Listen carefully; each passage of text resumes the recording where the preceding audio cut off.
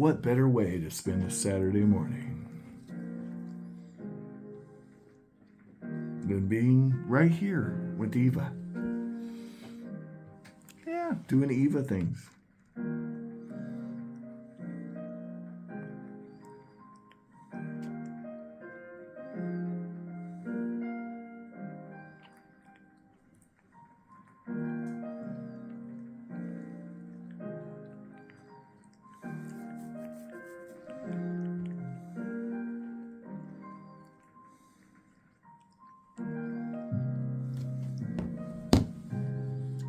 Cool, kids.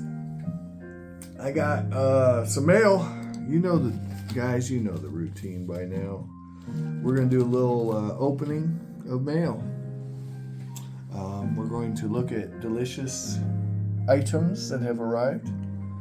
And we're going to contemplate all the people in this world who never get the opportunity to have delicious mails arrive. Or maybe such an event would be once in a year or once in a decade. And we're going to have a moment of silence for those people who would love nothing more than to live one day with our comforts. And then we ask ourselves, why is that the case? And then we realize that we're just lucky, right? Is it luck though? The more I think about it, the more I realize, well, I worked pretty hard to have the privilege of opening this mail. And then I think a little more and I realize those people that are poor and can't do this, they work hard too. So then I realize that it really is a mixed bag. Now this package came from Virginia. Who sent it? I don't know. What's in it? Not sure. Unclear. Oh, yeah, I remember that. Okay. Undermelt alert. Undermelt alert. Dee. Silver undermelt alert. Silver undermelt. At the time of purchase, I don't know about now, but we can look. This proof coin that's toned, right, was undermelt. It's actually, there's just something about a toned up. I'm gonna go ahead and break this out. I've noticed this. These proof coins, when they get toning on them, they look pretty darn sweet.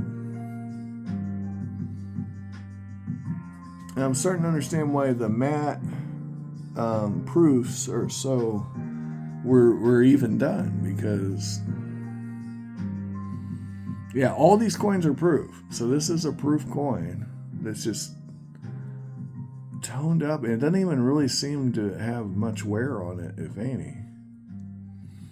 It's just toned up. Yeah, you can still see the proof finish on it. So, see that? You can see it. But yeah, it's toned up. All right. Anyway, so impaired proof. But anyway, this coin costs $28. And we'll look it up on Numista right now. And I'll tell you if that's above or below melt now, because silver has dropped a little since I bought that. Let's see. 1980, is it? 1983, I think. All right. 1983, and it's a 100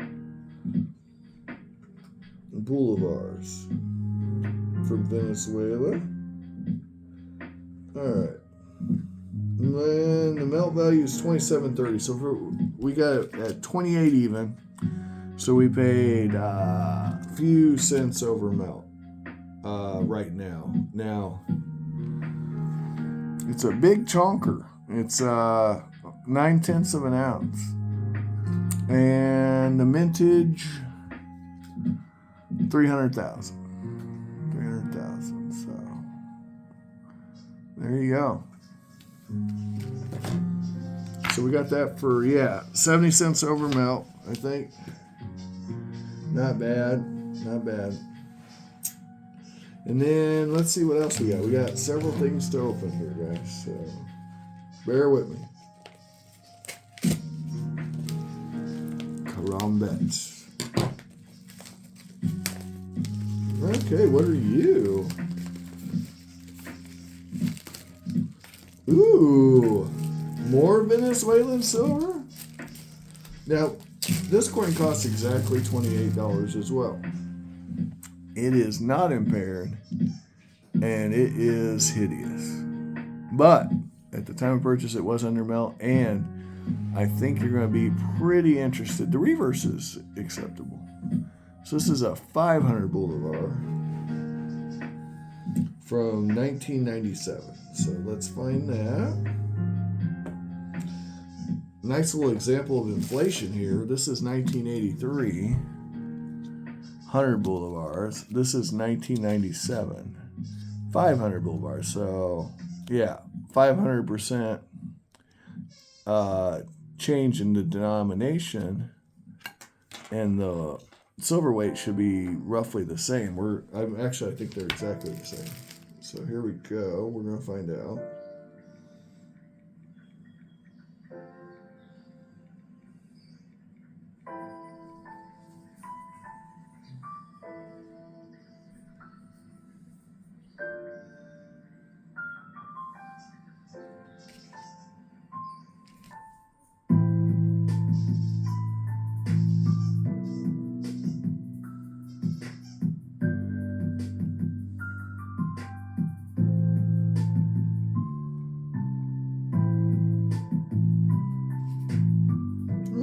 Here it is.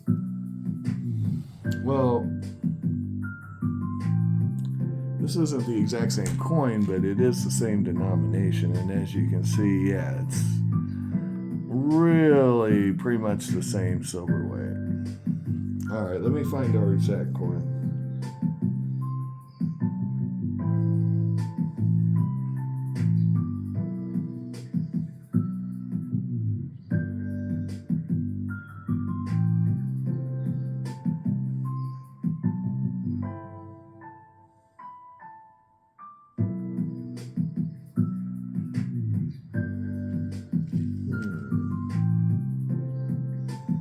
Maybe I got the year wrong.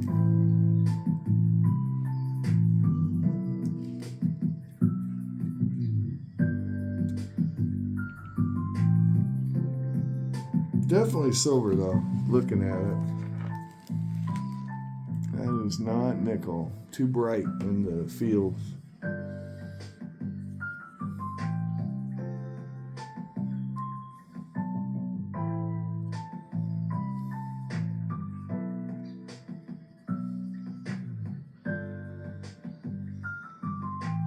All right.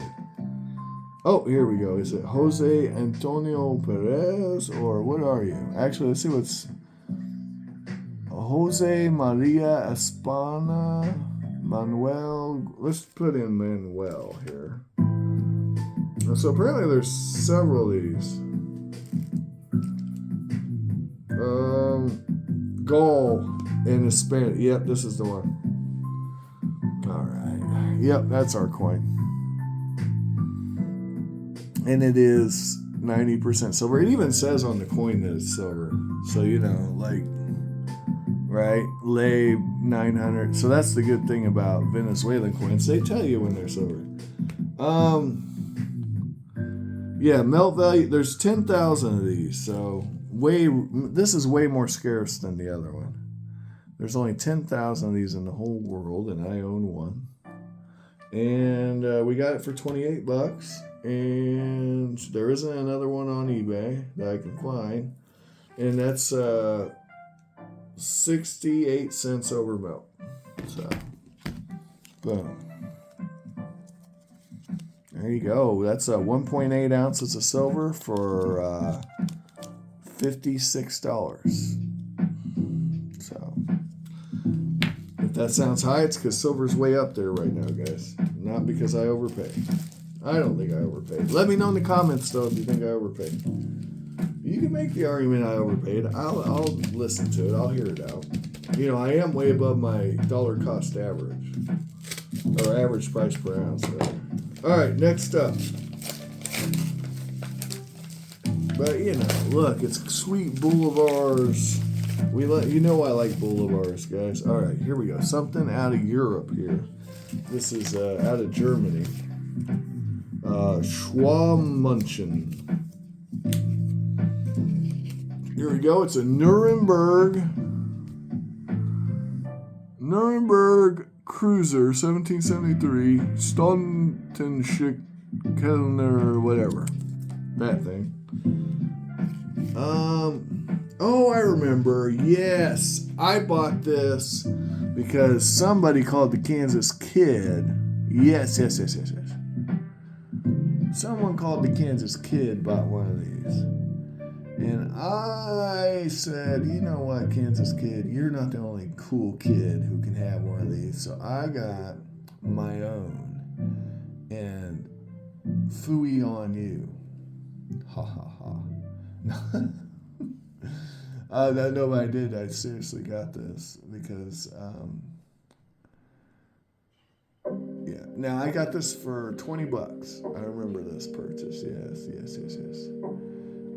Which is actually a pretty good price for this particular coin. It might have been $26 now that I think about it.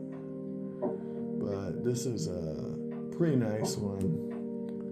Lightly worn. And, I mean, just check this out, guys. Now, it's only about 50 cents worth of silver, okay, before you guys start. It is worn, but it's from 1773. It looks like it got clipped here, too. But, you know, probably very fine or so. Cool old coin. And it's small, about the size of a dime. Yeah, so it's a tiny little coin. They got all them details on there in 1773. So that's hella cool. And it is silver, it's just not very much silver. It's a wee bit of silver. It is. It says $12 on here, so maybe I paid $12. I don't know. I'll have to check. But I feel like, with shipping. I feel like with shipping it was more. Because shipping from Germany, anytime you buy stuff from MA shops, it's just expensive as hell. Stad is where it says it's from. Nuremberg Stad. Which reminds me of that movie Trading Places. You guys may remember that lovely film where he talks about how his watch gets, boy, I don't know why I remember this, but it just popped in my head. Yeah. And Stad, you know, he's talking about all the places where it keeps time. Dan Aykroyd. If you're old enough to know what I'm talking about, you know. If you're not, I don't blame you one bit. All right. Now this was a kind of I mentioned this purchase yesterday, and it has come in. So this is from Noble Knight Games, and this is a 4th edition D&D Dark Sun module, which I purchased for what looked like it was the only one I could find online at the time, and I thought it was a pretty reasonable price for less than, but I mean it was $27. I'll be honest, guys, it was $27. Is that a good deal? I don't know, because it is 4th edition, but on the other hand, the adventure modules tend to go high, whereas the player books don't. But the reason is because you can run these in any edition. They're just ideas for an adventure with maps. And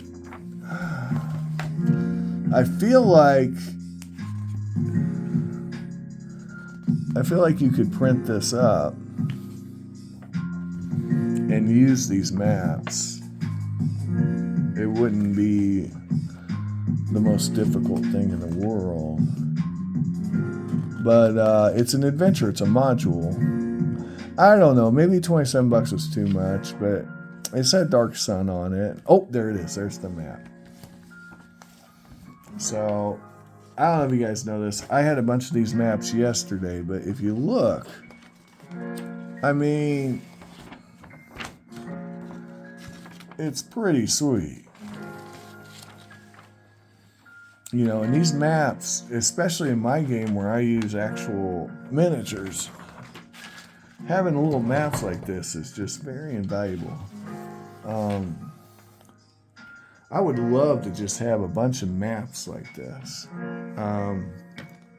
Now, I used to, it's crazy, when I first bought all this D&D stuff, I could find these maps for free, and you just printed them. But printing is not cheap. But, you know, but at least it was available. Now it's harder to find stuff like that on 1-inch grid squares like this. It's like they realized, oh. So anyway, this is your battlefield. And there's a wagon here. And the remnants of something here. Maybe a silt skimmer. I don't know. Looks like silt here. So that's death sentence right there. And some rocky crags. So very cool. And then on the other side, looks like some sort of settlement. Perhaps a village or city. You know, something really cool. And we'd have to read the module to really know. But there you go. Yeah. So that's fun. And then here you got some cool artwork.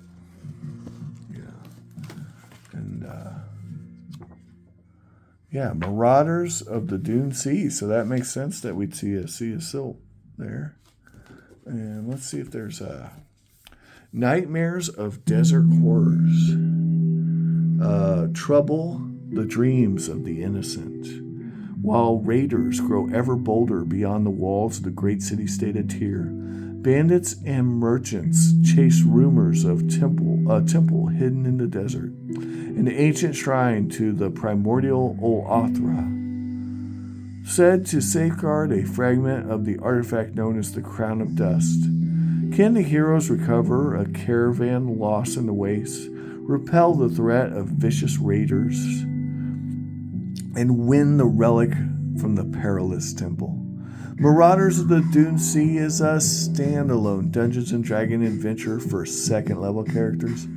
It is designed for Dark Sun campaign setting, but the adventure also fits easily into any campaign that includes a desert. It features an easy-to-run encounter format and a full-color double-sided battle map. Guys, I'm going to leave it right there. It just doesn't get any better. Have an amazing day. Like, share, subscribe, all that jive. And do try to stay alive and thrive. And stay out of the Bee Hive. Bye, bye, bye.